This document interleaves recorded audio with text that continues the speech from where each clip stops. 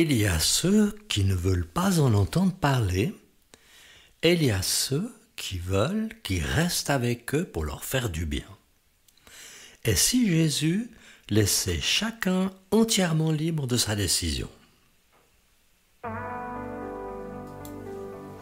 Bienvenue sur Allô la vie, le podcast qui te dit tout sur le Jésus de l'Évangile, cet Évangile qui bouleverse depuis 2000 ans des millions de vies, dont la mienne.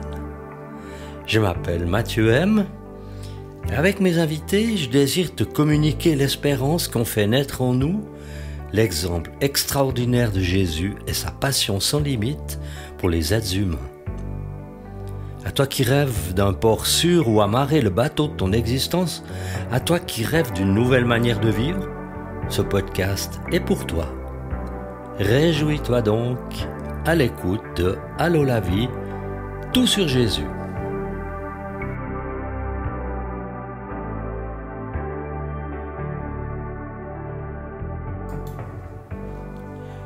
Je te remercie, toi qui m'encourages à continuer de publier ce podcast. Tu connais ma motivation, c'est annoncer la bonne nouvelle dans toute la francophonie. Dans plusieurs pays francophones et pas seulement, il y a des auditeurs et des auditrices qui trouvent de l'intérêt, de l'encouragement à l'écoute de Allô la vie, tout sur Jésus. Et une personne m'a écrit d'Afrique: « Bonsoir papa, votre émission Allô la vie m'a fait du bien. Personnellement, quand mes deux mamans, mère et belle-mère, étaient malades, ce sont vos émissions qui me donnaient la force et la confiance de surmonter les étapes. Merci beaucoup. » Et encore une autre personne qui m'a écrit de Suisse: « En fait, c'est avec un grand bonheur que nous redécouvrons la bonne nouvelle sous l'éclairage de Allô la vie, ton éclairage. » Et c'est aussi beaucoup débattu entre les divers amis et personne ne reste indifférent à cette manière directe et douce, sans tergiverser sur les faits, de présenter la vie de Jésus et de ceux qui l'ont entouré et de ce qui avait été annoncé sur lui très longtemps avant. C'est donc pour moi un grand bonheur d'entendre parler d'une si bonne nouvelle alors que nous sommes si souvent abreuvés de mauvaises nouvelles en provenance d'un peu partout. De mon côté, j'ai pris l'habitude de lire l'Évangile non seulement en vue de te le transmettre dans cette émission, mais aussi parce que j'ai besoin d'être nourri d'espérance, d'amour, de paix, pour faire face à tout ce bombardement de catastrophes qui nourrissent l'actualité. Quand je lis ce qui arrive aux gens, je ne peux m'empêcher d'être attristé. Je ne voudrais pas qu'ils aient à endurer des épreuves aussi dures, mais la vie est ainsi faite. Je me réfugie dans la foi, non pas dans l'indifférence qui me ferait dire « Ah, je ne peux rien y faire ».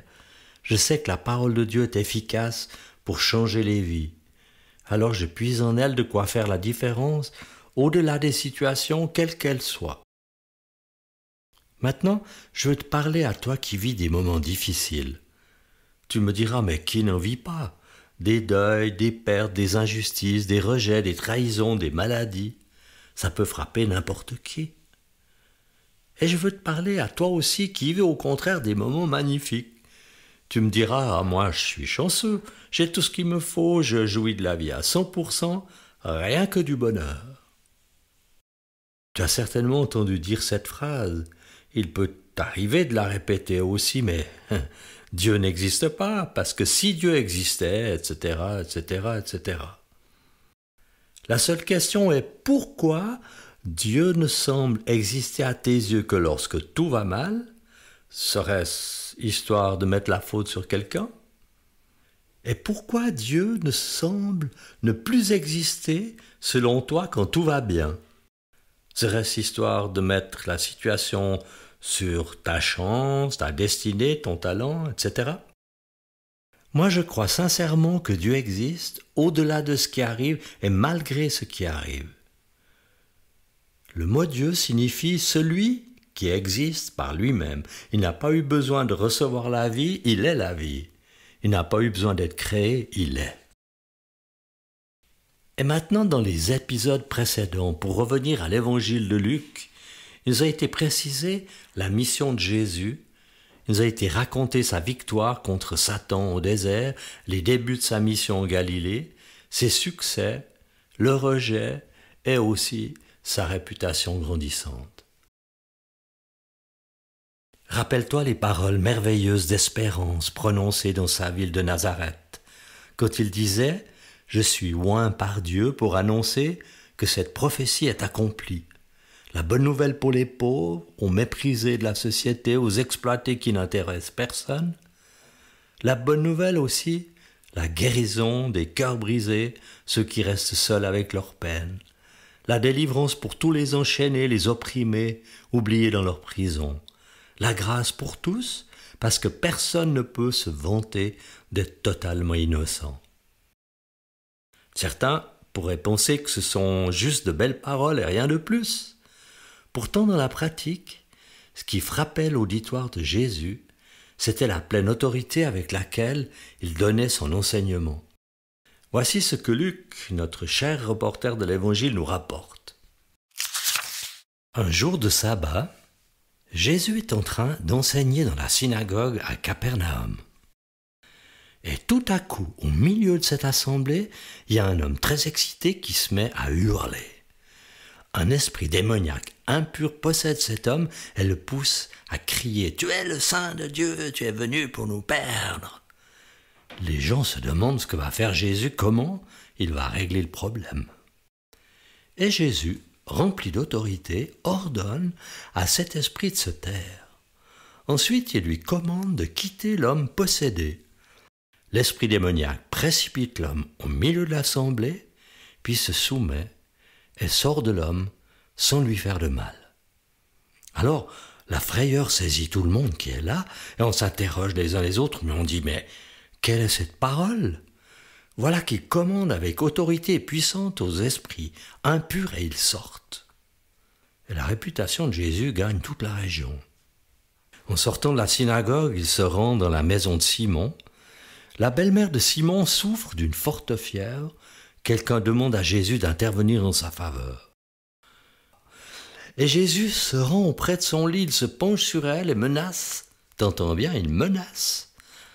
Et chose étonnante, la fièvre la quitte à l'instant même et la miraculée peut se lever pour reprendre ses tâches. Et qu'est-ce qui se passe en général quand des choses aussi extraordinaires arrivent quelque part?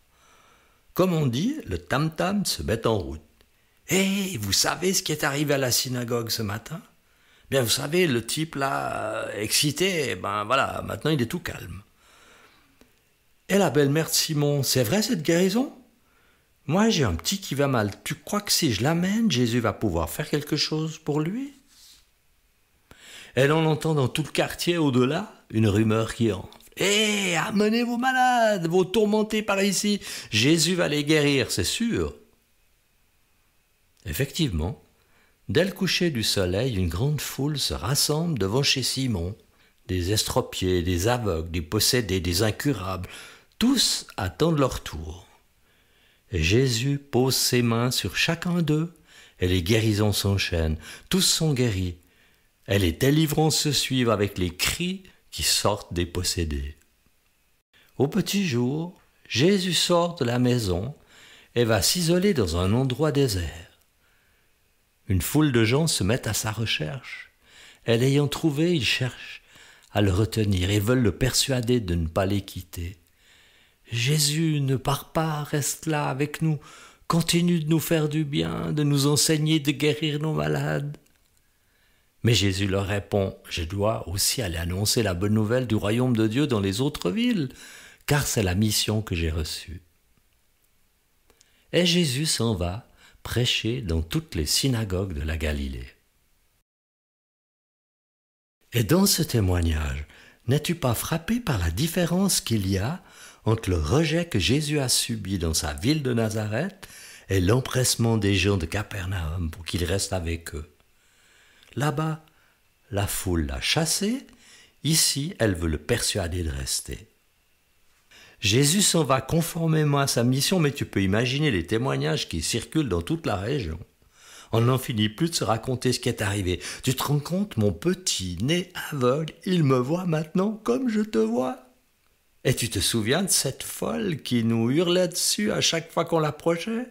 Eh bien maintenant elle est calme, aimable, accueillante, et plus personne ne fait de détour pour éviter sa maison. Et tu sais, j'ai entendu dire que le paralysé qui mendiait au marché, il se tient maintenant sur ses 2 jambes, comme toi et moi. C'est Jésus quand même, quelle puissance! Ouais, dommage qu'il n'a pas voulu rester. Ouais, mais bon, c'est normal que les autres en profitent aussi. Et cette mission de Jésus a porté des fruits très étonnants, comme je te la raconterai encore dans les prochains épisodes.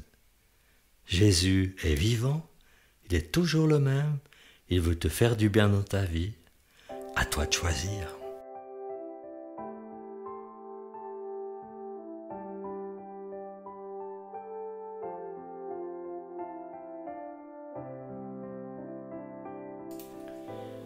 Nous voici arrivés à la fin de cet épisode et j'ai eu un immense bonheur de vous raconter cette parole miraculeuse et magnifique.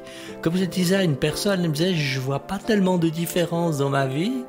Mais j'ai dit « Tu sais, les plus belles fleurs, elles ont commencé très modestement dans une toute petite graine. » Donc je te laisse avec ce que tu as entendu.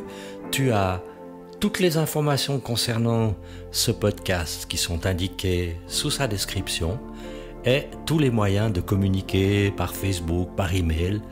Et je te souhaite une bonne continuation, beaucoup de bonheur à partager cette bonne semence. À bientôt!